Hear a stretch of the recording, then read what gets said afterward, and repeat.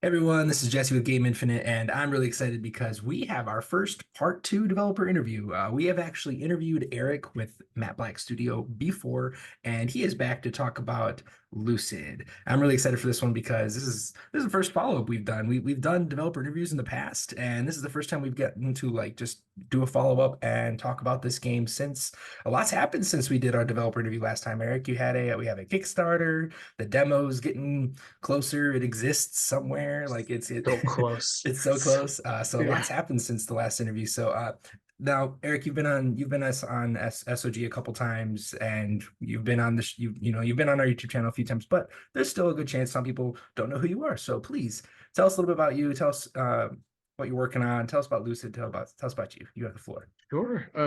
I'm Eric. AKA the Matt Black Studio. My first name is not Matt, and my last name is not Black. So I don't know how I pushed myself into a corner with that. Anyway, I'm making a game called Lucid. It is the world's first Celesteoidvania, trademark pending, and it is a love letter to my childhood and just gaming in general. And yeah, I don't know. Please go check it out. Please wishlist it on Steam. It's like pixel art and it's pretty and fun and really good. It feels good to play, and I promise you're gonna like it. Awesome. Yeah, I know. I'm really excited about it. Since we did our developer interview last time, Yeah. let's kick off with just like some of the things that have changed since then. You had a Kickstarter that went really well. Didn't it get like funded within like a day or something ridiculous like that? Like tell us Yes. how was Kickstarter experience? What was that whole journey like? Uh, um, I think I could sum it up with this, just that sound for like 10 minutes straight. It was good though. It was stressful. It was just very stressful. Leading up to it, like prepping for it, mark campaigning for it, like monitoring it.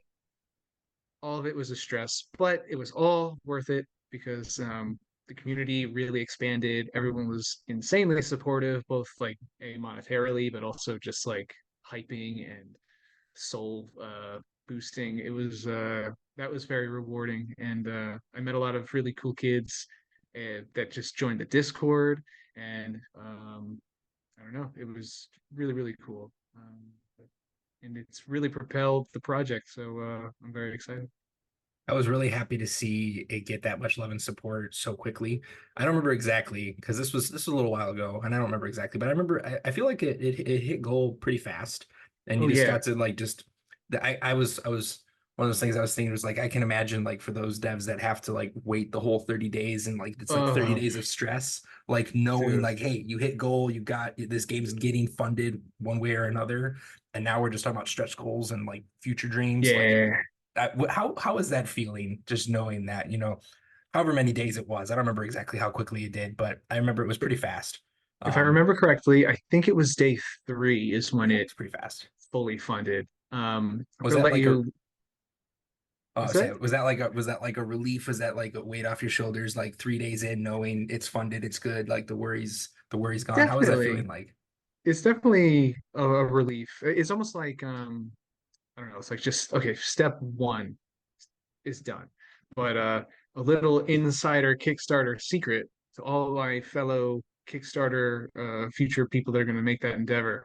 Um, Inside baseball is you make the number lower, so you hit it faster, which pumps you up in the algorithm of the Kickstarter. Mm, So, in most often than not, like we say, we hit the number, and you're like, yes, and then there is like, okay, yes, but it's like step one. The real number is like, I'm sure, a few stretch goals in, but luckily we hit those too. yeah. So I was happy. So the relief came. Honestly, the relief came at the end, at the very end, like at the because there's the initial spike, and there's like usually this great plateau, maybe even a little bit of dip. Kind of do this, and then near the end, maybe like 2 days ish, there's another little uptake, and then that's it. And Those it was last minute ones. that last uptake was it like it hit a um what's the word, not satisfying but like relieving number. Like it's like, okay, that was the real number. That was what was like what I was shooting for, and it's like, oh, that hit it. That was when I could like breathe a sigh of relief. So up until then, it was gritting teeth, up late hours, and just bombarding the internet with, "Hey, you should come Don't over forget here to this check this out." exists. Yeah, yeah, yeah. I remember, yeah, I think we even dropped your Kickstarter trailer during that time, and I remember we were trying to Yeah. help make sure we got it. But I remember being very happy that it hit first goal so soon. But I bet It that was a going back to what you said, I bet there is a little bit of strategy there. Like you don't want to have you like you don't want it to be too low to where like it's not enough to like fund the game, but you don't want to be too high to where you may not hit it, and like yeah, playing that game of like you're right. Like if you hit goal early, it might help with the algorithm. More people see it, and people are like, oh, this game's already funded. Like they might be more likely to support it because it's already a right, guarantee.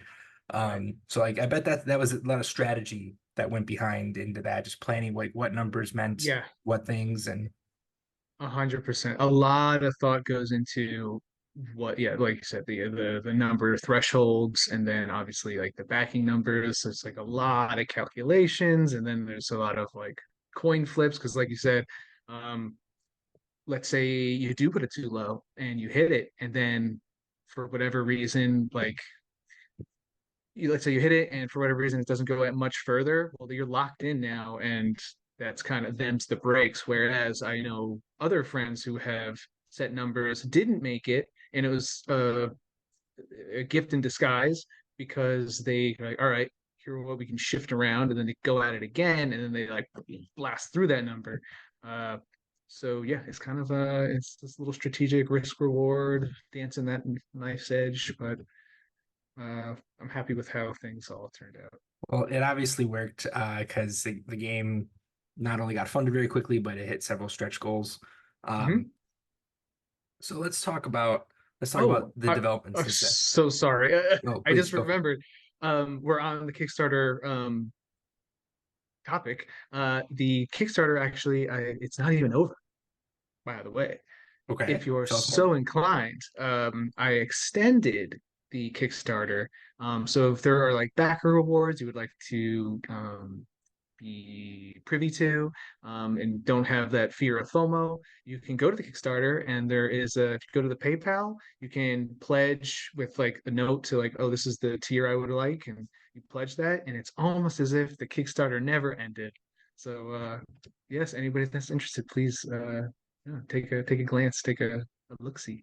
You hear that, viewers? Anyone who watching who hasn't gotten in yet, you can still get in early because that is honestly one thing I will say is when I stare at the massive wish list that I have on Steam, there Yeah. is just one of those things where I also in my head I'm just like my head's like just this is how I think. My head's like converting this wish list into dollars, and I'm looking at it as like, man, I want that game, want that game, want that game, want that game, and like all these games. And one thing that is kind of nice is when I go, is like, oh, that one's already good. I got that one on Kickstarter. Oh, that one's already good. I got that one. Like Kickstarter is kind of Ah, nice because it's yep. like, yep, you already got the game. It's just a matter of whenever it comes out. Right, It's right, right, it's kind right. of cool in that I don't know. It's just kind of it's like a way better version of a pre-order where it's like you just Yes. have it and it's coming eventually, and you get this game that'll just show up as with the Steam code in your email one day, and Yep. it's a nice surprise. And when that happens, it's just kind of fun. You open your email like, oh, a Yeah. free game. It doesn't even feel like you paid for it because it was like years ago. So long ago. Yeah, yeah, yeah. I have a couple games where I'm just looking forward to just one day they'll show up and I'll be able to play them. So it's Maybe cool. That's why I like Lucid is Kickstarter. one of them. Oh, of course, absolutely. I absolutely cannot wait to play Lucid. It is Soon, it's one man. that we've been very excited for. Let's talk about another thing that's been different since the last developer interview. Let's talk about the art. Sure. Oh, Between now and let's just talk about a little about the art style and okay. the art in general. Lucid has a very beautiful art style, a lot of purple, a lot of Thank you. fun colors, very bright, very vibrant. Mhm. Since we did the developer interview last time, you dropped a new like key art that got like a Yes. redesign, brand new key art. Can you tell us a little bit about that? Like, how did that get made? Who made it? What went into like making unveiling the new official artwork for Oh, Lucid? sure. That was made by so the I love back in the day, like you would get like a Zelda game, and there would be like promo key art, but then they would have kind of like manual art. where it looked like have its style of its own, but it was slightly different than like maybe some of like the banner arts, whatever, posters. And that's kind of what my head, what I was thinking of this. But the a friend of mine, Psycho Ramen on Instagram, he does all like the character art, but his brother is also an artist, and he is I guess I would describe it as almost like I don't know. It's just it's like similar to his style, but a little different, almost more painterly. So while one is more painterly, the other is more almost like illustrative and character, like manga animation. Mhm. Um, so I reached out to Psycho Ramen and like, hey, would you and your brother be interested? And the fact that Psycho Ramen was already so familiar with all the characters and like what they're supposed to look like and different angles and like all that stuff. Like he knew characters on model. He would be a great point man for his brother, and it just kind of worked out that way. So I really I didn't have to do much. I was very hands off. I said the idea was, I gave him like the spread idea, like the characters, like here's who's on it, go crazy, and it was maybe I don't know 2, 3 max, 4 maybe back and forth with the tiniest little red lines, like oh just here to here, very streamlined process. But yeah, and then that was that, and that was the how that piece came together. And oh boy, howdy, do I love that piece. It's That's my really cool. That's you got it behind you. I think that's the piece behind oh you right yeah, there. Yeah. yeah, We'll right have there. to we'll have to upload it in behind us for the final video of this Of interview. course, Because it was really cool. I thought it turned out really great and it was definitely very professional looking and just very high quality. So I wanted to bring it up because I think that was something that was new since we had talked about Lucid last. definitely. Let's talk about since the last developer in the last it was about I checked, I think it was like maybe like 9, 10 months ago that we talked about it. And it was pre-Kickstarter and it's been a minute. So let's talk about the game build, game design, the game itself. What's changed since then? Like, have there been any major shifts or design changes? Anything that you feel like if you had to name like the biggest difference between what we've seen of Lucid last time to what we see now as you feel like it's been kind of a just a linear progression towards final? Has there been any drastic changes you can think of? I would say, I guess, just kind of the scope, like the amount that's in it. It's just like a really, I've been calling. Are you familiar with the term like vertical Mhm. slice? Yeah. Yeah. Okay. For For anyone those who's that are not, watching, yeah, like yeah. vertical slice is essentially like almost similar to a proof of concept where you design a portion of the game or what would be a demo that includes all the aspects that you think are fundamental to the core experience of said game. So I've that's what this demo kind of is. It's a vertical slice, and that said, I've been calling this vertical slice like a New York style cheesecake of a vertical slice. It is dense, it is heavy, it is thick, and it is it. For example, I know how to do everything in it, where to go, streamlined, like speed run. I know how to speed run it, and it takes me about an hour to complete. So for those who won't know where to go, haven't been playing the game for years and are learning it, expect a pretty decent amount of time to play the game and enjoy the world. So the scope is massive. A lot of under the hood systems have been kind of solidified and I want to say complete, very near shippable state, like so very solid. Be it the like map system, the shop system, i.e. the crafting, selling, for purchasing system, fast travel system, crafting system. Upgrade system rather.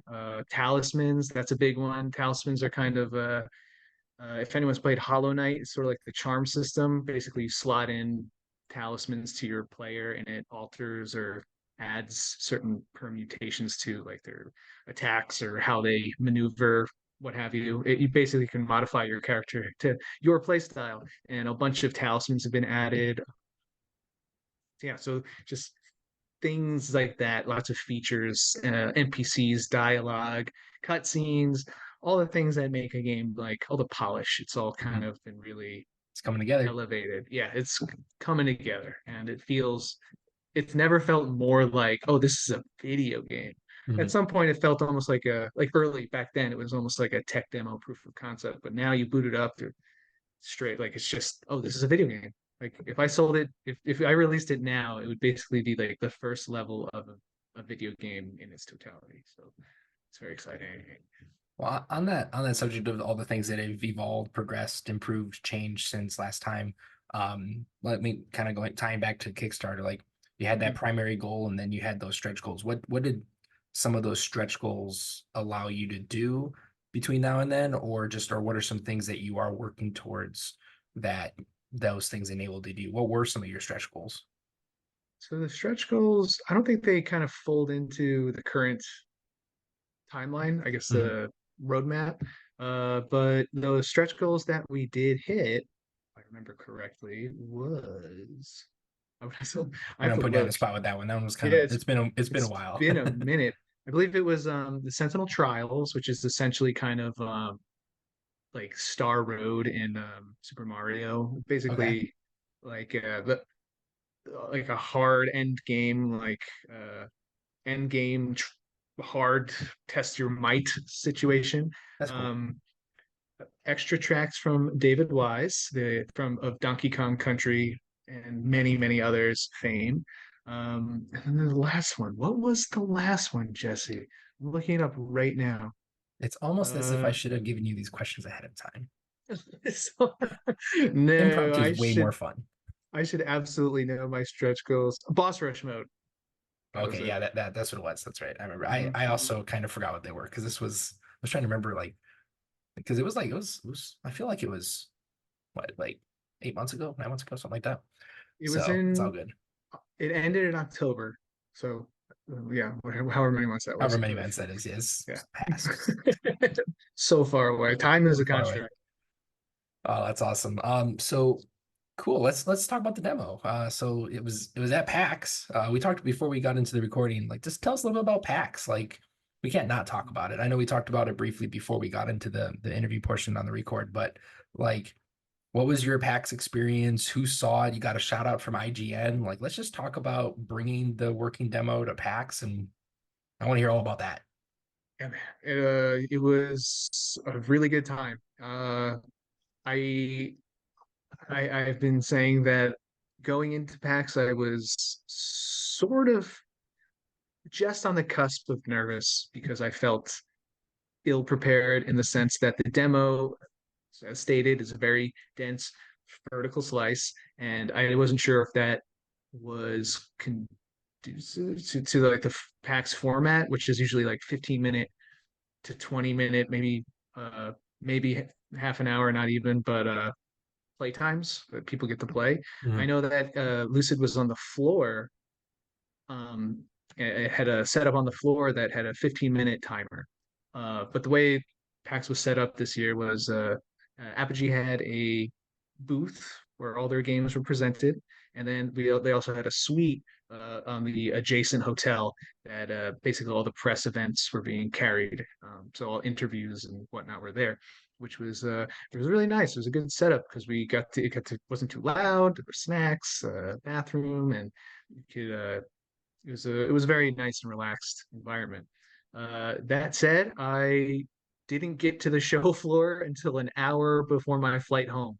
I was meeting after meeting after meeting after meeting, and it was pretty awesome. Was meeting so many cool people. I had so many good conversations. There were some articles that even alluded to it where we were having such a good time just talking game design and we play, and they're like, it's basically like they played it and like they got it and they're like, oh, this is pretty cool. And we just kind of shot the shoot for a while, and yeah, it was just a really good time. And everything, the reception to Lucid was warm, and I didn't see that coming. I went in very, I'm trying to stay under the radar, and did not work. No, no, we don't want to stay under the radar. We got to get it over the radar. We got to, that's the whole point of doing these things is to get Yeah, people to I know did. about these games, like I was worried. I under was the really radar. worried. I thought it was going to be like, We I want don't to know. stay under the radar. No, that's the we want Yeah, as many people to know about the game as possible. I think because no one had played it, and this was the Mhm. first time anyone was gonna. This was the first time people were gonna be able to play it. Yeah. Every other interaction was like I would be the one on the sticks, um, so I had that like control over how it would go. But not only was it the first time people were going to play it in interviews, it was the first time it was going to be on the show floor. So I was very nervous. I was like, I hope it's going to be okay. And I was hoping to stay under the radar because I could then take any notes, address them, and then come back stronger. Turns out, as there's always notes, but it turns out I didn't need to worry so much because a lot of people were very kind and very receptive to playing Lucid. They apparently really enjoyed it, so that made me happy. The biggest fear is like the first time the first person goes up to play it and like the little protagonist dude just like falls through the game world and is falling to infinity or something weird going wrong and none of that That's happens. happened. So yeah. That exact thing has happened to me on a very prominent live stream, and I was dying inside. So Like, oh, there goes the yeah, protagonist of the game. yeah. Main It character, was like guys. Bye bye. 10 seconds in, and the camera just shot through the world, and I was like, "What's happening? Why is it doing that?" Turns out I found out why it's doing that with some stupid reason, but I fixed it. Let's talk about let's talk about the for those of us, the vast majority of us that didn't get to go to PAX, Mm. for us mortals, um, let's talk about the demo again in terms of like when do you think if you had to like what is your goal for like the public release of Public or release. the public release or you could do I don't know what your rollout looks like.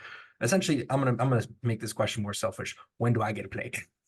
Okay, Maybe the well, Kickstarter bait, maybe the Kickstarter beta or the public depending demo or something. When is it rolling out to more people? depending on your Kickstarter tier, I don't know what it I was. guess I have to look it up. I don't, I don't know either, but I am going to assume that everybody wanted to play the demo, so they got the tier to do that. Uh, so the Kickstarter demo is coming very soon. Basically, I put a cap on it where it's coming out by the end of this month, no matter what. Uh, I've looked at the list of what's left to do, and it is oh so small. Basically, as soon as all those things get tackled, scribed off. I'm just going to do a round of QA just to kind of like, is there anybody that can break this? Good, no, okay, let's figure out, let's ship it. So by the end of this month, some Kickstarter backers should be getting a demo, and we'll be able to play it. Oh, And that's actually not too far. So like you're looking for like sometime in April yeah, dropping the demo. That's pretty cool. yes. So that'll be for Kickstarter backers. Is there going to be a Mhm. public beta, a public demo for those that didn't get on the Kickstarter in time? Definitely, yes. Still need TBD on like roadmap timeline. Mm-hmm. Um, but yeah, definitely there will be one. So definitely keep your eye out. If you, for anybody that would like, please, I implore you to please go wish list Lucid on Steam. It's so very, very helpful. And also you'll get updates and know when the public demo is available to play. We'll So definitely try to include like wish list links and other such to when we eventually put uh, this out to get people to know more about it. What's one thing that's annoying is that like YouTube like changed their policy on including links I in the know. description, and that was like the dumbest thing. I was just like, why? And they were like, maybe after like they made me like upload my ID, and it was like in 6 months maybe we'll verify. I'm like, what? Like I'm like I Is that can't how put that links. works now? It was the dumbest thing. It's like that was like You they have to made be it to where verified now? yeah, like you have to like they changed it to where you can't just include links in the The description unless you description? and it's a lengthy process apparently. So I'll try to get it in the video description, but I don't think it's ready yet. But we'll definitely include it in other places on social media when we drop this interview because we definitely want to get I people wish listing and checking out yes, trailers and please. stuff. So Maybe I'll put I didn't together know an that. article on Game Infinite because what I'd like to do is get this developer interview and some of the trailers and some of the other stuff we've done. Um, we'll definitely we'll work on that. Cool, Um, man. what else? Let's see here. Oh, I know I had one last question. My main one was Oh, just really after we talk about the demo, people getting to play it is like, has your roadmap after that changed in any? Like, do you have the number one thing on people's minds when they see a game is release date. So oh, like release date, of course. Always. final like 1.0 or early access like full game in some version of that, whatever that's whether however that looks, if you're going to go the early access route, if you're going to go full 1.0 right away, like, what does that look like? Do you have a strategy on that? And do you Yes. have a time window you're shooting for? Yes and yes. There's absolutely a roadmap, and it's been I've been actively working on it and making sure, like, allocating time to make sure it gets hit. But I am aiming for a 2025 holiday like release window, so late 2025. That is what I'm aiming for. Okay. The It same is day as GTA 6 is what you're saying. You want to drop it as on the same day. You're just like it's going to be like GTA 6 and Lucid dropping on the same day. You're going to just go head to head with these guys. That what you're shooting for? You're waiting for them to announce the date, and I'm just that's exactly what we're doing. Yep.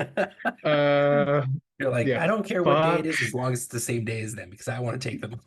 Yeah, I'm gonna take them on. I'm gonna put them in their place. Is what I'm gonna do. Okay. They're getting I too high for what is it? Big for the bridges? mm, Bridges? there's going to be like the biggest release date black hole for like 3 months around whatever day they pick. I just know it. Like people are like there are going to be studios that move their games away from that release date. Jesus. It's going Have to be they? like they haven't Have announced the date they? yet. It's Oh, just okay, okay. right now they've just said they just said 2025. So I think it's just funny that whenever they do give us a date, it's just going to be the biggest release date black hole we've ever seen where like nothing's coming out anywhere close to that. At least Yeah, that's what I predict. I mean, I could be there's going to be one studio that's going to like, just drop it anyway. yeah, yeah, But yeah. There's a whole I don't know if it's discourse, but discussion maybe of how much do triple A's affect different niches? Like, mhm, do they? I think I feel like they have to in some way, but yeah. yeah, I Release don't know. date, I just that's something that's always fascinated me is just watching release date strategies. Like Yeah, sometimes they make decisions that I'm just like they didn't think that through. That I know it's yeah. had, and there I can give specific examples of like release date strategies that have negatively impacted games significantly, or even caused games to fail because they messed up that strategy. So that's something that it just fascinates me to watch that, like, or when they make interesting decisions to see how that plays out. So, but It's that's nerve wracking. I hate thinking about it because oh it's yeah, just it's no, completely no like, pressure, not to make you feel like yeah, they're like, like oh, by I the feel way, like if you it's get the date impossible. wrong, Eric. Yeah, I like knowing answers, and it's one of those things where it's like I don't, you can't know the answer. It's completely gut and hoping you know, and then like all of a sudden, oh, Silk Song Shadow drops on the same day. Oh, super cool, guys. That would be bad. Yeah, it wouldn't Like be great, that would not don't do that. Don't do dude. With that. Just my fucking luck, that's exactly what would happen. But that's the Horizon curse where like they always like whenever they drop like new Horizon games, it's always next to like a new Zelda or Breath From of that's Software. right. I forgot They about did that that. like three times. They had like their first and second ones, and then like their PC release all dropped like horrible timing. So yeah, that's funny. Definitely don't drop alongside Silk Song because I think that would that game is going to create like I feel like its own little mini, at least on the indie side, where people are going to want to get away from that game because it's like Yeah. it's weird. Like they just had a big event where they were talking about it, and people thought Silk Song was going to show up, and it didn't, and it was a Oh, whole thing. the So triple I. yeah, that's what it was. Yeah, they were supposed to show up and then they didn't, or people thought they were going to show up because there was like a tease somewhere that people inferred. But yeah, that game is that game's hyped up. I Um just wanted, I want to know the release, so I just know to stay away from it with a 60-yard pole. That's, I just, please, please just tell us. All right, you heard it all here first, folks, on Game Infinite. November 14th, 2025 is Lucid's official release date. So that's what I heard. I heard like Yep. exactly That's that a date. that And was your takeaway. Makes sense. you said Super cool. holiday. I mean, that's it's like that's what I heard. Holiday, November 14th, whatever, something. I got July the release 4th, date. Yeah, 2025.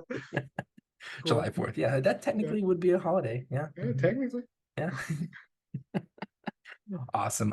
Well, I mean, those were really my main questions. I just wanted to learn a little bit about how PAX went, how the Kickstarter went, what are some things that have changed, and just kind of what we're looking for in the future. So those are my main bulk of questions. But before we wrap up, is there anything else you'd like to share? Anything else that you feel like you'd like people to know about Lucid before we kind of move on?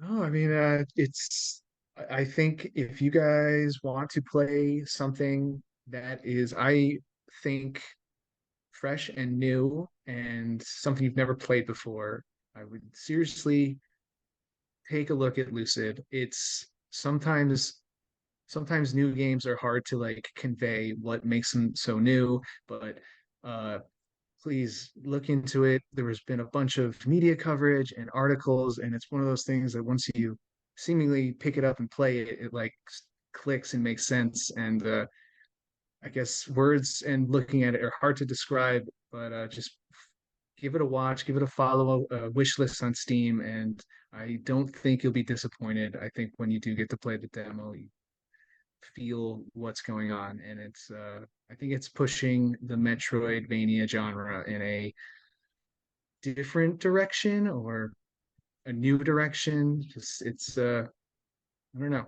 I really believe in it, and I hope to make everybody proud. So We can hope to see you definitely there. see your passion for this game and all the love that's gone into it. And it's one of the things that I think makes us so excited for it. Is just that it bleeds through in what we've seen at the game.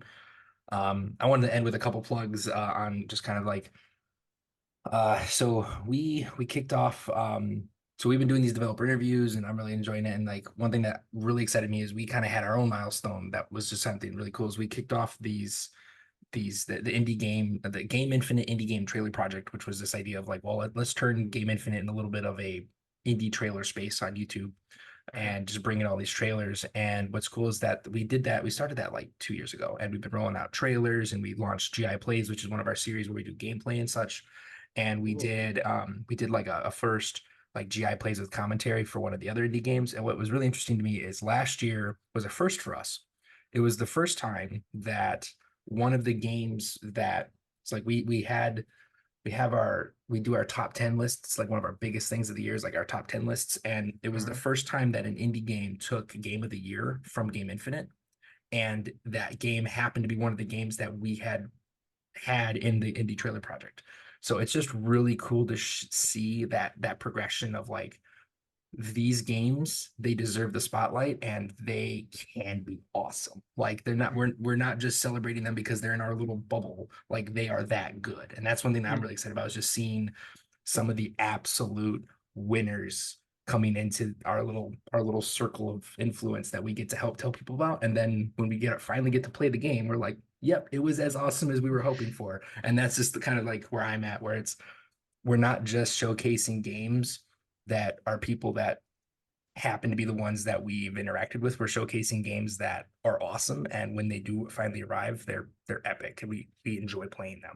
So that was just kind of a cool thing that I was like, Cool. I'm starting to see the evolution of this project to actually we get to help share news about really fantastic games. So that was something that I Cool. wanted to share. That was really cool, kind of a cool update for us and how this project and supporting indie devs is evolving. Um, that's really all. I mean, for those of you watching, please wishlist Lucid on Steam. Check Yes, out some please. of the other content we have. We have several trailers. We have the old developer interview. We have a bunch on this game. And then, of course, you can see Eric over on a couple SOG episodes. So you can definitely see a lot more of this. And I will see you all on the next Game Infinite video. Thank you, Eric, for joining us. Thanks Thanks for again. having me. Have a good one. Bye. I love the chase and the hunt, and I set the pace when I'm running. I always take what I want, and I always give it 100. Don't need a bank, no, I'm funded. Play the game like it's nothing. I'm always thankful for something. Don't take for granted, stay humble. Now wake up! It's time to look at the enemy.